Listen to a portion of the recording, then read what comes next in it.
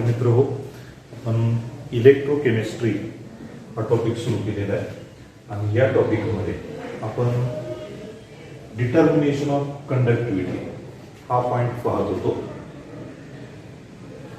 या पॉइंटमध्ये conductivity sale आपल्याला पहिल्यांदा कन्स्ट्रक्ट करावी लागते आणि ती कंडक्टिव्हिटी सेल कशी असते ती मागच्या लेक्चरला मी एक्सप्लेन केलेलं आहे. याच्यामध्ये एक ग्लास ट्यूब असते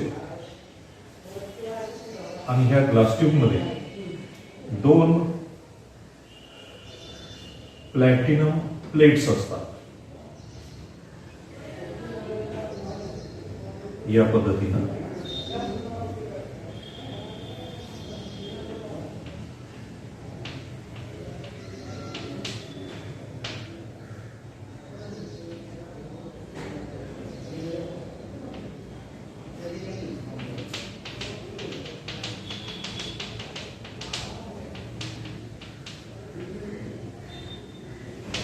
इथं मी कंडक्टिव्हिटी सेल दाखवलेली आहे. या कंडक्टिव्हिटी सेलमध्ये ही एक आतल्या बाजूला ग्लास ट्यूब दिसते आणि ह्या ग्लास ट्यूब मध्ये इथं अशा दोन प्लॅटिनम कॉईल दिसतात किंवा प्लॅटिनम प्लेट दिसतात. या आहेत प्लॅटिनम प्लेट्स आणि ह्या प्लॅटिनम प्लेट्स वरती प्लॅटिनम ब्लॅक याचं फाईन पावडर करून इलेक्ट्रोलिसिस या क्रियेने कोटिंग केलेलं असतं. अशी इनर ग्लास ट्यूब जी आहे ज्याच्यामध्ये ह्या प्लॅटिनम प्लेट्स आहेत, अशी इनर ग्लास ट्यूब एका कंटेनरमध्ये किंवा एका व्हेसलमध्ये डीप केलेली असते, ज्याच्यामध्ये असं सोल्युशन आहे की ज्याचा आपल्याला रेजिस्टन्स मेजर करायचा आहे. ते सोल्युशन या व्हेसलमध्ये भरले. अशी आपल्याला पहिल्यांदा सुरुवातीला कंडक्टिव्हिटी सेल कन्स्ट्रक्ट करावी लागते. ती या पद्धतीची असते. त्यानंतर सेल कॉन्स्टंट काय ते आपण बघितलेलं होतं. दुसरी टर्म आपल्याला आपण जेव्हा कंडक्टिव्हिटी रेजिस्टिव्हिटी या टर्म पाहिलेल्या आहेत त्यावेळी हे एक आपल्याला रिलेशन मिळालेलं होतं. K = 1/R × L/A, ज्याच्यामध्ये K हे आपल्याला माहिती आहे इलेक्ट्रोलाइटिक कंडक्टिव्हिटी आहे, R रेजिस्टन्स आहे, L it is the separation distance of the electrodes, A is the cross sectional area. आता इथं एखाद्या कंडक्टिव्हिटीच्या सेलच्या बाबतीत हा जो रेशो आहे सेपरेशन ऑफ इलेक्ट्रोड्स, हे जे डिस्टन्स आहे ही जी लेंथ आहे, length divided by cross sectional area of the electrode, हा रेशो एखाद्या कंडक्टिव्हिटीच्या सेलच्या बाबतीत कॉन्स्टंट असतो. हा रेशो कॉन्स्टंट असतो म्हणून L/A याला काय म्हटलं जातं, हा कॉन्स्टंट म्हणजेच काय आहे, cell constant. It is the ratio of separation of the electrodes divided by cross sectional area. It is always constant for a conductivity cell. This constant is called cell constant. So cell constant is given as L/A. या relation मध्ये L/A ची किंमत आपण put up केली तर आपल्याला expression काय मिळालं, K = cell constant upon R. K = cell constant upon R. आता मग एखाद्या इलेक्ट्रोलाइट सोल्युशनची कंडक्टिव्हिटी मेजर करताना कुठल्या कुठल्या स्टेप्स असतात त्या स्टेप्स आपल्याला बघायच्या. आता पहिली स्टेप याच्यामध्ये मी लिहितो. पहिली स्टेप डिटर्मिनेशन ऑफ कंडक्टिव्हिटी मध्ये मी लिहितो की determination of resistance, determination of resistance, determination of resistance. पहिली स्टेप, पहिल्यांदा रेजिस्टन्स मेजर करायचा, त्यानंतर आपल्याला कंडक्टिव्हिटी मेजर करायचे आणि त्यानंतर आपल्याला मोलार कंडक्टिव्हिटी मेजर करायची. तर आपल्याला अशी एक सेल तयार करायची आहे, कंडक्टिव्हिटी सेल, की ज्या सेलमध्ये आपल्याला ही इनर ग्लास ट्यूब घेऊन याच्यामध्ये जे इलेक्ट्रोलाइट आहे ते इलेक्ट्रोलाइट कोणतं घ्यायचंय, तर ते घ्यायचंय KCl सोल्युशन घ्यायचं, KClचं एक्वियस सोल्युशन. मग ते असेल 0.1 मोलर, 0.01 मोलर, 0.01 मोलर किंवा ते असेल 1 मोलर. अशा पद्धतीचं हे KCl सोल्युशन घ्यायचंय आणि वेगवेगळ्या टेम्परेचरला या KCl सोल्युशनची आपल्याला कंडक्टिव्हिटी K टॅब्युलेट करायची आहे.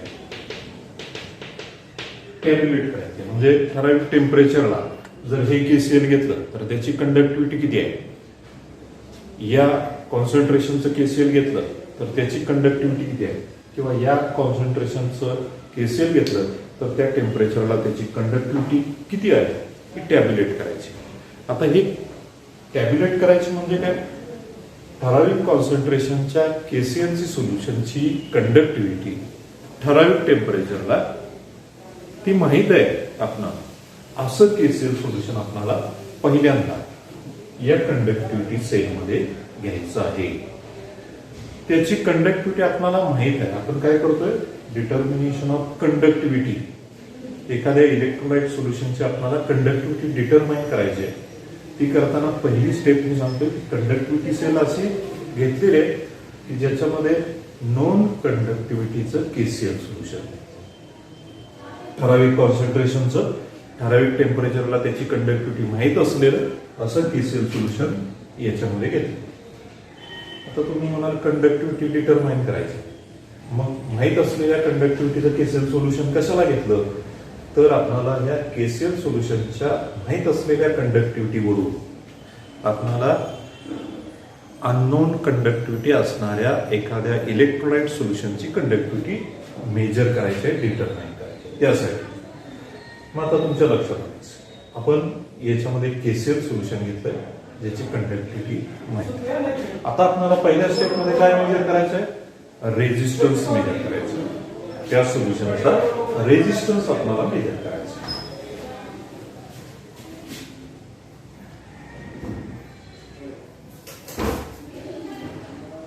आता रेजिस्टन्स मेजर करताना तो आपल्याला व्हीटस्टोन ब्रिज प्रिन्सिपलने मेजर करायचा.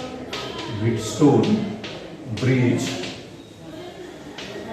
प्रिन्सिपल हे प्रिन्सिपल वापरायचंय आणि या नॉन कंडक्टिव्हिटी असणाऱ्या KCl सोल्युशनचा पहिल्यांदा आपण काय मोजणार आहोत, रेजिस्टन्स मोजणार.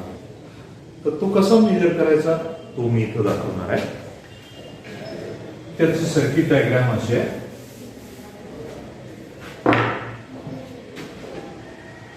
इथं दाखवतो बघा.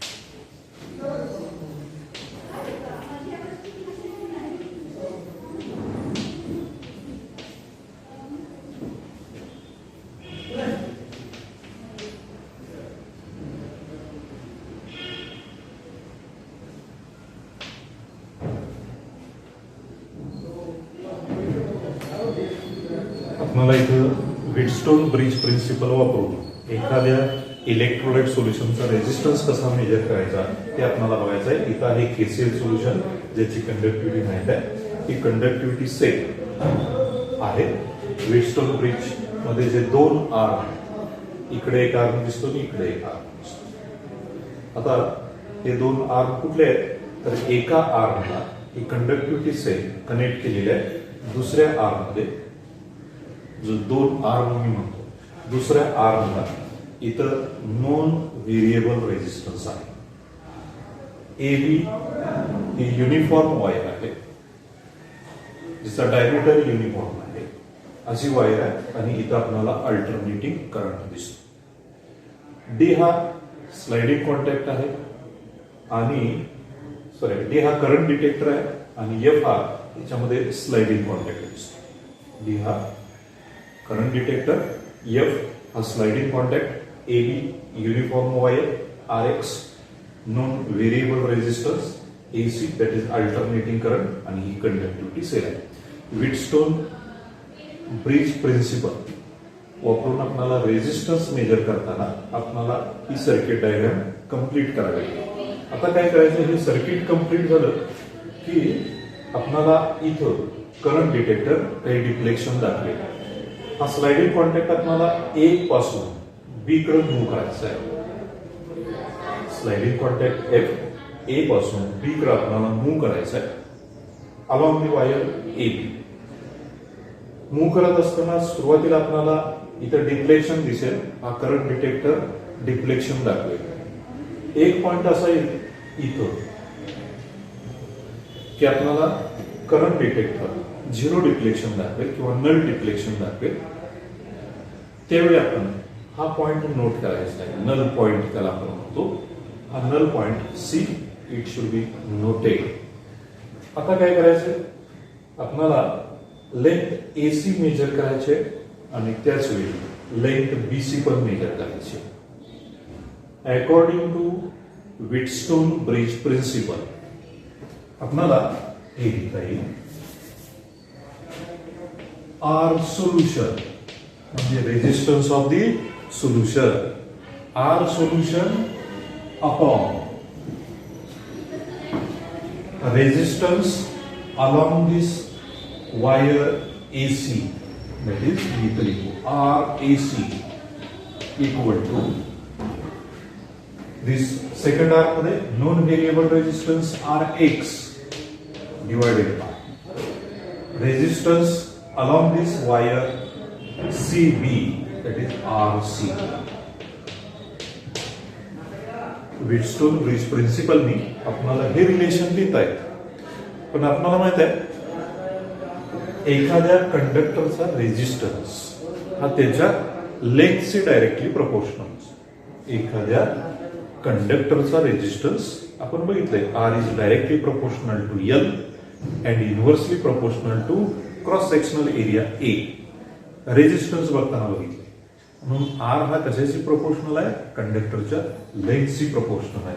म्हणून आपल्याला हे असं लिहिता येईल R solution divided by length AC, because resistance along AC is proportional to length along AC, that is length AC equal to Rx upon length BC. आता या चार पैकी कोणत्या क्वांटिटीज आपल्याला माहित आहे? नॉन व्हेरिएबल रेजिस्टन्स आहे Rx, तो माहित आहे. या दोन लेंथ आपण मेजर करणार आहोत त्या आपल्याला नोन क्वांटिटीज असतील. आपल्याला काय डिटरमाइन करता येईल? R solution. कोणतं सोल्युशन? कंडक्टिव्हिटी सेल मध्ये असणारं सोल्युशन. कसं रिलेशन होईल? R solution equal to length AC, हे वरती येतो length AC upon length BC into हा आर एक्स आहे. आर एक्स या सगळ्या क्वांटिटीज माहित आहेत आपल्याला. म्हणून आपल्याला काय डिटरमाइन करता येईल? रेजिस्टन्स ऑफ सोल्युशन डिटरमाइन करता येईल. कोणत्या सोल्युशनचा रेजिस्टन्स आपण डिटरमाइन करतोय? केसीएल सोल्युशनचा, ज्याची के ची किंमत आपल्याला माहित आहे. नोन कंडक्टिव्हिटीचं केसीएल सोल्युशन आहे. आता बघा मी काय सांगतोय. मला आता रेजिस्टन्स केसीएल सोल्युशनचा माहित झाला. माहित कसा झाला? व्हीटस्टोन ब्रिज प्रिन्सिपल मी मेजर केलं आणि त्याची व्हॅल्यू मला R solution resistance of solution मिळालं. केसीएल सोल्युशन भरलंय, त्याची कंडक्टिव्हिटी माहित आहे. या दोन क्वांटिटीज माहित झाल्या. मग सेल कॉन्स्टंट मला कसा माहित होईल? Cell constant equal to K into R. R मी इथं सोल्युशन लिहिलं, आर सोल्युशन. या दोन क्वांटिटीज माहित आहेत म्हणून मला सेल कॉन्स्टंट माहिती आहे. कोणत्याही कंडक्टिव्हिटी सेलचा सेल कॉन्स्टंट पहिल्यांदा आपण काय करायचं, फिक्स करून घ्यायचा. आता या कंडक्टिव्हिटीचा सेल कॉन्स्टंट याची किंमत मला डिटरमाइन करता आली, ती मी फिक्स ठेवली. लक्षात आलं. मग पहिल्यांदा काय केलं, केसीएल सोल्युशन ज्याची के ची किंमत माहिती आहे त्याचा रेझिस्टन्स मेजर केला आणि कंडक्टिव्हिटी सेलचा सेल कॉन्स्टंट फिक्स केला. सेल कॉन्स्टंट फिक्स आपण केसीएल सोल्युशन याच्यामध्ये कशासाठी घेतलं, सेल कॉन्स्टंट फिक्स करण्यासाठी. आता तुमच्या लक्षात आला असेल. आता काय करायचंय बघा, या कंडक्टिव्हिटी सेल मधलं जे केसीएल सोल्युशन आहे ते बाजूला काढायचं आणि त्याच्या जागेवर आपल्याला असं सोल्युशन भरायचं की त्याची कंडक्टिव्हिटी मेजर करायची. आता या कंडक्टिव्हिटी सेलचा तुम्हाला काय माहित आहे, सेल कॉन्स्टंट माहिती, ही किंमत फिक्स झाली, माहित झाली, ठरली. आता तुम्हाला यातलं केसीएल सोल्युशन काढायचंय आणि त्याच्या जागी ज्याची कंडक्टिव्हिटी मेजर करायचंय ते सोल्युशन भरायचं. ते सोल्युशन भरायचं याच पद्धतीने व्हीटस्टोन ब्रिज प्रिन्सिपल. तुम्हाला काय काढता येईल, लेंग्थ एसी मेजर करता येईल, बीसी मेजर करता येईल, आर एक्स नोन क्वांटिटी आहे, आर सोल्युशन निघेल याच पद्धतीने. काय निघेल, आर सोल्युशन निघेल, म्हणजे रेजिस्टन्स ऑफ सोल्युशन निघेल. हेच रिलेशन वापरलं. आता तुम्हाला काय माहित आहे, सेल कॉन्स्टंट माहित आहे. सेल कॉन्स्टंट तुम्ही अगोदरच फिक्स केला. तुम्हाला resistance of the solution KCL solution काढून दुसरं जे सोल्युशन भरलंय त्याची आर सोल्युशनची किंमत निघेल. मग तुम्हाला याच्यावरून कशाची किंमत निघेल, K is equal to cell constant upon R solution. आपण अगोदर सेल कॉन्स्टंट फिक्स केला, तो माहिती आहे, तो ठराविक असतो, कॉन्स्टंट असतो. आर सोल्युशन या पद्धतीनं मेजर केलं, कशाची किंमत निघाली तुम्हाला, कंडक्टिव्हिटी के ची किंमत निघाली. अशी कुठल्याही इलेक्ट्रोलाइट सोल्युशनची तुम्हाला काय करता येईल, कंडक्टिव्हिटी मेजर करता येईल व्हीटस्टोन ब्रिज प्रिन्सिपल वापरून. पण त्याच्यासाठी काय अगोदर तुम्हाला माहित करावं लागेल किंवा फिक्स करावं लागेल, या सेलचा सेल कॉन्स्टंट फिक्स करावा लागेल. तो फिक्स करण्यासाठी तुम्हाला याच्यात पहिल्यांदा केसीएल सोल्युशन वापरावं लागेल, ज्याची के ची किंमत माहित असते. त्याच्यावरून तुम्ही रेजिस्टन्स मेजर केला, रेजिस्टन्स वरून सेल कॉन्स्टंट फिक्स करून घेतला आणि पुन्हा हे सोल्युशन केसीएलचं काढून त्याच्या जागी दुसरं सोल्युशन भरलं, त्याची कंडक्टिव्हिटी तुम्हाला डिटरमाइन करायची आहे. मग याच प्रिन्सिपलने रेजिस्टन्स मेजर करून या फॉर्म्युल्याने सेल कॉन्स्टंट डिटरमाइन केलेला होता अगोदर, रेजिस्टन्स मोजला आणि के ची किंमत तुम्हाला डिटरमाइन करता आली. आता एक लक्ष द्या, आता तुम्हाला हे रिलेशन माहित आहे, molar conductivity is equal to 1000 K upon C. एक रिलेशन माहित आहे. आता या रिलेशन मध्ये जर तुम्हाला के माहित असेल तर हे डिटरमाइन करता येईल. मी जे या कंडक्टिव्हिटी सेल मध्ये कंडक्टिव्हिटी मेजर करण्यासाठी सोल्युशन बनणार आहे, त्या सोल्युशनचं कॉन्सन्ट्रेशन तुम्हाला माहित असेल. समजा ते 0.1 असेल, 0.01 मोलर असेल, हे कॉन्सन्ट्रेशन माहित असेल, कंडक्टिव्हिटी या पद्धतीने काढलेली असेल, तर तुम्हाला काय डिटरमाइन करता येईल, मोलार कंडक्टिव्हिटी लॅम्बडा डिटरमाइन करता येईल. मग स्टेप कुठल्या झाल्या बघा, एखाद्या सोल्युशनची कंडक्टिव्हिटी डिटरमाइन करताना पहिल्यांदा सेल कॉन्स्टंट फिक्स करून घ्यायचा केसीएल सोल्युशन वापरून, नंतर त्याचा रेजिस्टन्स मेजर करायचा म्हणजे सेल कॉन्स्टंट डिटरमाइन करता येईल. या प्रिन्सिपल सेल कॉन्स्टंट फिक्स केला की पहिलं सोल्युशन काढायचं, दुसरं सोल्युशन भरायचं, त्याची कंडक्टिव्हिटी रेजिस्टन्स मोजून डिटरमाइन करायची. के डिटरमाइन केली की मोलार कंडक्टिव्हिटी त्याची या फॉर्म्युल्याने आपल्याला कॉन्सन्ट्रेशन माहित असेल तर डिटरमाइन करता येईल. म्हणून डिटर्मिनेशन ऑफ कंडक्टिव्हिटी याच्यामध्ये तुम्हाला काय काय लक्षात ठेवायचंय, पहिल्यांदा आपण बघितलं कंडक्टिव्हिटी सेल कशी कन्स्ट्रक्ट करायची, सेल कॉन्स्टंट म्हणजे काय, या फॉर्म्युल्याने आपण सेल कॉन्स्टंट लिहिला असा. मग हे रिलेशन झालं सेल कॉन्स्टंटच्या बाबतीत. मग आपण काय केलं, कंडक्टिव्हिटी सेलमध्ये नोन कंडक्टिव्हिटीचं केसीएल भरलं, त्याचा रेजिस्टन्स मोजला. रेजिस्टन्स माहित झाला की सेल कॉन्स्टंट ठरवला, आपण फिक्स केला. सेल कॉन्स्टंट फिक्स केल्यानंतर केसीएल सोल्युशन काढून टाकलं, दुसरं सोल्युशन भरलं ज्याची कंडक्टिव्हिटी मोजायची. पुन्हा याच पद्धतीने त्याचा आर सोल्युशन म्हणजे रेजिस्टन्स ऑफ सोल्युशन मेजर केला. आता सेल कॉन्स्टंट आणि रेजिस्टन्स ऑफ सोल्युशन वरून के काढला म्हणजे कंडक्टिव्हिटी डिटरमाइन केली. कंडक्टिव्हिटी आणि कॉन्सन्ट्रेशन वरून आपण मोलार कंडक्टिव्हिटी डिटरमाइन करू शकतो. So this is determination of conductivity. Exam मध्ये वेगवेगळ्या पद्धतीने क्वेश्चन्स विचारले जाऊ शकतात. कंडक्टिव्हिटी वरती विचारू शकतात, सेल कॉन्स्टंट म्हणजे काय ते विचारू शकतात, how conductivity of a solution is determine using Wheatstone bridge principle हेही विचारला जाऊ शकतो. 2 किंवा 3 मार्काचा प्रश्न. त्यासाठी तुम्हाला या टर्म सगळ्या लक्षात ठेवाव्या लागतील. जर तुम्हाला समजलं नसेल तर पुन्हा पुन्हा हा व्हिडिओ पहा म्हणजे तुम्हाला लक्षात येईल. त्याचबरोबर बुकमध्ये कंडक्टिव्हिटी कसं डिटरमाइन करायची हे व्यवस्थित एक्सप्लेन केलेलं असेल तर ते पहा, व्हिडिओ ऐका, जेणेकरून तुम्हाला हा कन्सेप्ट समजेल. त्यानंतर आपल्याला बघायचं आहे इलेक्ट्रोकेमिकल रिएक्शन्स. इलेक्ट्रोकेमिकल रिएक्शन म्हणजे काय? Electrochemical reactions. आता बघा, इलेक्ट्रोकेमिकल रिएक्शन्स कशाला म्हणायचं? इलेक्ट्रोकेमिकल सेल्स मध्ये ज्या रिएक्शन्स घडतात त्यांना इलेक्ट्रोकेमिकल रिएक्शन्स असं म्हणायचं. इलेक्ट्रोकेमिकल सेल्स मध्ये ज्या रिएक्शन घडतात त्या इलेक्ट्रोकेमिकल रिएक्शन्स आहेत. या रिएक्शन्स रेडॉक्स रिएक्शन्स आहेत. Redox reactions. या इलेक्ट्रोकेमिकल सेल्स मध्ये जे इलेक्ट्रोड्स असतात त्या इलेक्ट्रोड्सकडं एका इलेक्ट्रोडकडं ऑक्सिडेशन हाफ रिएक्शन घडते.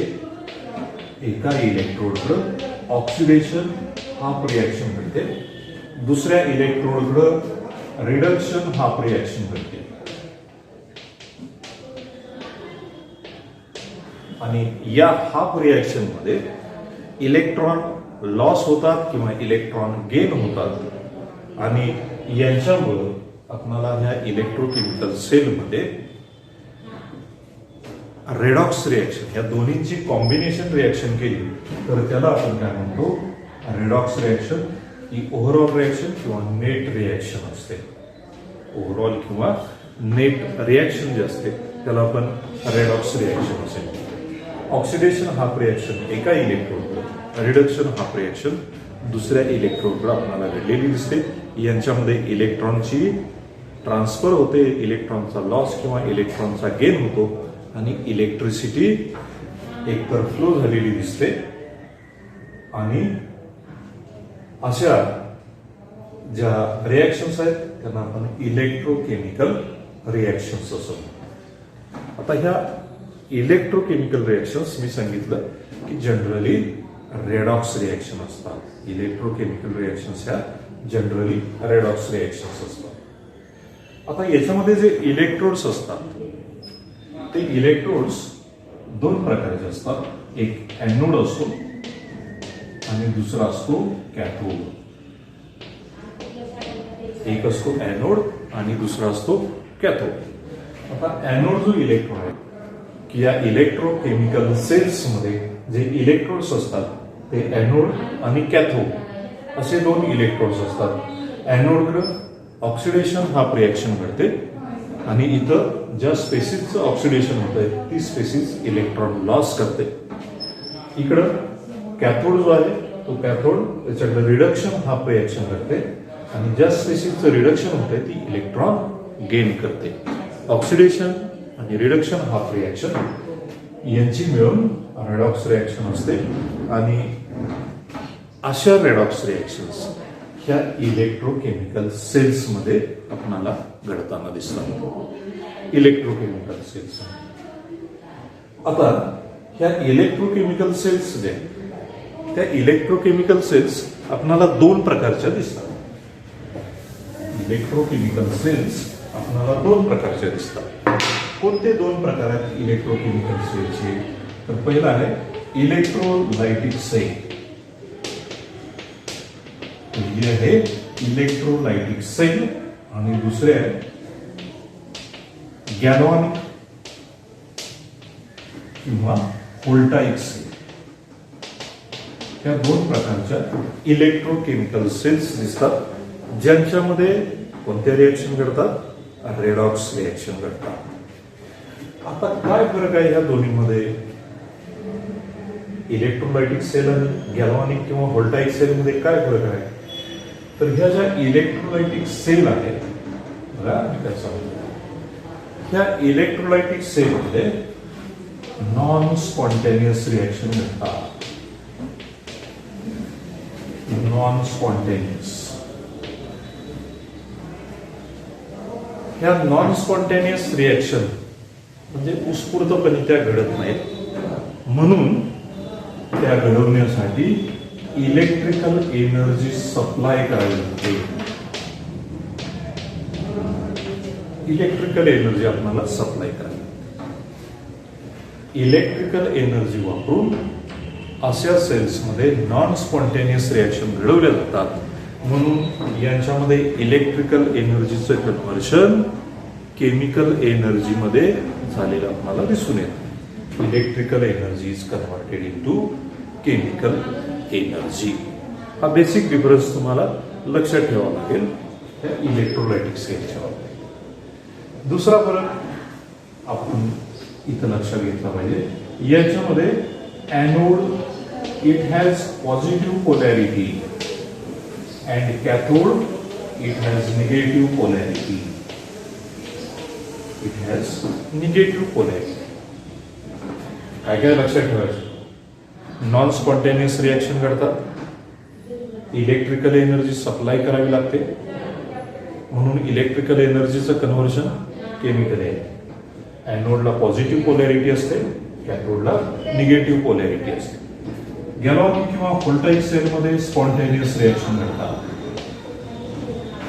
स्पॉन्टेनियस रिॲक्शन घडतात, ते आपोआपच घडतात आणि यांच्यामध्ये इलेक्ट्रिकल एनर्जी सप्लाय करावी लागत नाही, तर ते आपोआप घडल्यामुळे electrical energy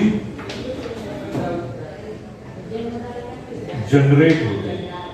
electrical energy generate होते. इथं सप्लाय करावी लागते, इथं तयार होते. इथं एनोडला निगेटिव्ह पोलॅरिटी असते, तर कॅथोडला पॉझिटिव्ह पोलॅरिटी असते. हा डिफरन्स लक्षात ठेवायचा दोन प्रकारच्या सेल्स. आपल्याला दोन्ही प्रकारच्या सेल्स बघायच्या आहेत आणि ह्या दोन्ही प्रकारच्या सेल्स कोणत्या? दोन्ही प्रकारच्या सेल्स कोणत्या आहेत? इलेक्ट्रोकेमिकल सेल्स आहेत. या दोन्ही प्रकारच्या सेलमध्ये इलेक्ट्रोकेमिकल रिॲक्शन्स घडतात. त्या कोणत्या असतात? दोन्हीमध्ये घडणाऱ्या रिॲक्शन त्या रेडॉक्स रिॲक्शन असतात.